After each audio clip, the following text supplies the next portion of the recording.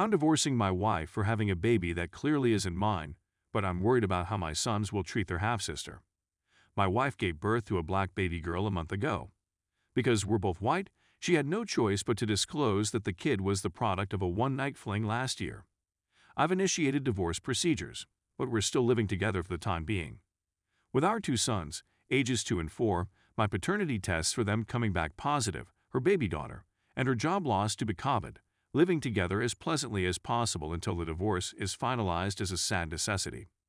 Naturally, I have no ill will toward the infant, but I've been appalled by some of the remarks I've heard from family members, friends, colleagues, and others, all of whom seem concentrated on the racial aspect of this.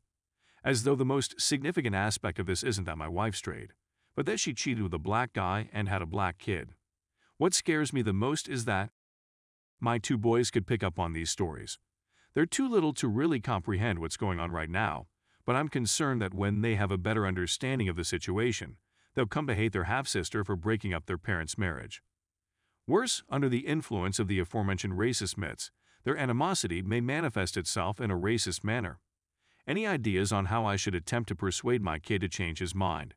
It definitely doesn't help that we live in a suburb with few black people and my children's half-sister is the only black person they know.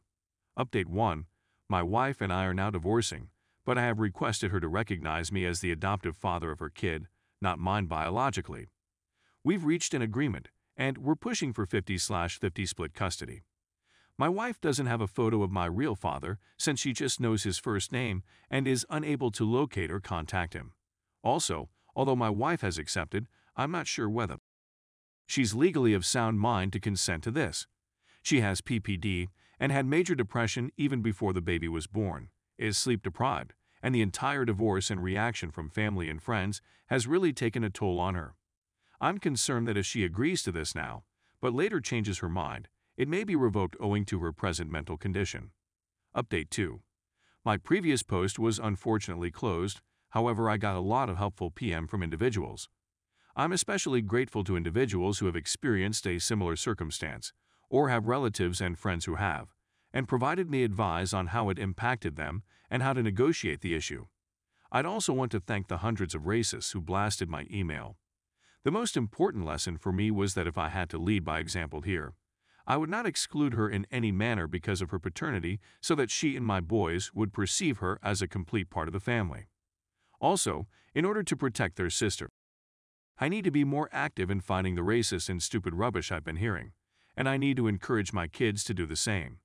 I've talked to some of those responsible subsequently and made it plain that she is to be regarded like a part of the family, and that if I ever find out that they said anything like that to my boys or their sister, they would no longer be permitted near us. I've spoken to my wife about it, and we're pretty much on the same page. She's been pleading with me to forgive her and avoid the divorce, but that's not going to happen. Even if I didn't think her adultery was inexcusable, I simply don't feel any love for her anymore, other than platonic admiration for her as my children's mother. My boys are handling the situation well. The 4-year-old does not really comprehend, but is distressed by the shift in the home. Fortunately, he is readily distracted. Thankfully, the 2-year-old is too little to understand what's going on, but he has seen how reclusive his mother has become. They're both enthralled with their new baby sister, so there's that silver lining. My wife, on the other hand, is in terrible form. She was sad before the delivery, and now that everything has come to light, our divorce, her adultery being disclosed, and the anger from family and friends, PPD, and the stress of parenting an infant, hardly she's functioning. She's seeing a therapist, and I've been pleading with some of our relatives and friends to be supportive of her because, even if they believe she deserves it, her present condition is making things difficult for me and our children. It's become clear to me that even when the divorce is official, we'll have to cohabitate for a little longer. She's in no condition to care for 3 children on her alone, and I'm not willing to deprive her of her boys by requesting sole custody. It's also too challenging financially since she lost her work due to COVID. The newborn girl, on the other hand, is healthy and relatively simple to care for by infant standards. I've connected with her since I've been assisting with her care, and my wife and I have explored the prospect of adopting her. She is unable to contact the father since all she knows about him is his first name. And, given our co-parenting arrangement, it seems like adopting her as my daughter would be the greatest conclusion for everyone involved, but there's a snag in that plan. It was brought to my notice that there could be a possibility to discover the baby's father, which is to get her DNA analyzed by Ancestry DNA. If his father or a relative has already done the test, we may be able to track him down using the DNA match database. If I'm really honest, this does not sit well with me. I've already begun to consider the newborn girl to be my daughter, and having him in our life would significantly disrupt the family dynamic. Plus, we live in Seattle and he met her in Philadelphia, so I'm not sure how they'd make it work if he wanted to be the child's father. But I realize that this is a self-serving response. If we have a possibility of locating her biological father, we owe it to her to do so, if only so she may access her paternal medical data and establish a connection with him if she so desires. I've read a few tales of children raised by non-biological parents, and the yearning to see their lost biological parent is a frequent theme, so there you have it. We've purchased an Ancestry DNA kit for her, and I'm guessing we'll determine what to do next once we receive the findings in a few months. Story 2. Caught him with his coworker. My partner, male 20, had lately been caught improperly contacting other ladies and paying for cam girls, so I, female 20, was definitely on high alert.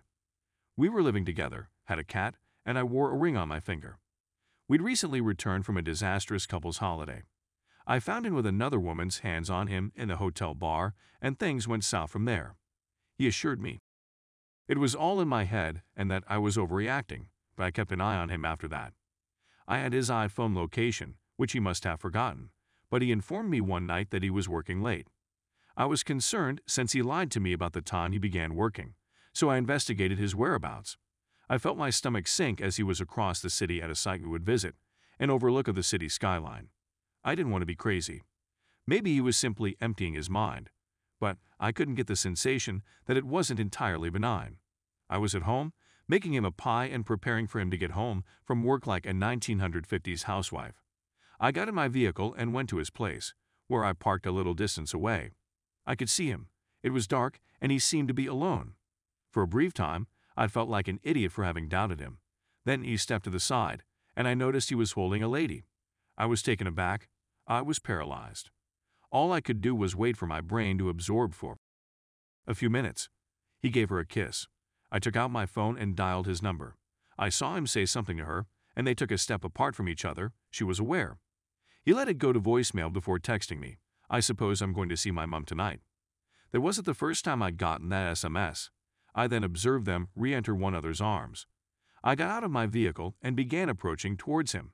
I wasn't sure what I was going to say, but I couldn't stand it any longer. She raced away as soon as they saw me. He inquired as to what I was doing there, as if nothing was amiss. He didn't have any answers to any of my queries. He didn't even exhibit any emotion, just standing there with emotionless eyes while I sobbed.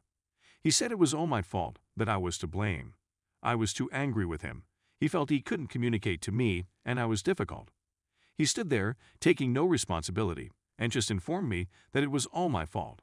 She simply sat on a nearby seat with her legs crossed, listening to the whole event. He introduced me to her as a colleague who had just joined the organization. She was easy to chat to and always had time for him. They spent the night and the following day together after I departed. That was 2 days ago, and I've been repeating the scene in my thoughts ever since. I'm sick to my stomach and can't force myself to eat, sleep, or wash. I can't even weep anymore. I'm still in shock and don't know what to do next.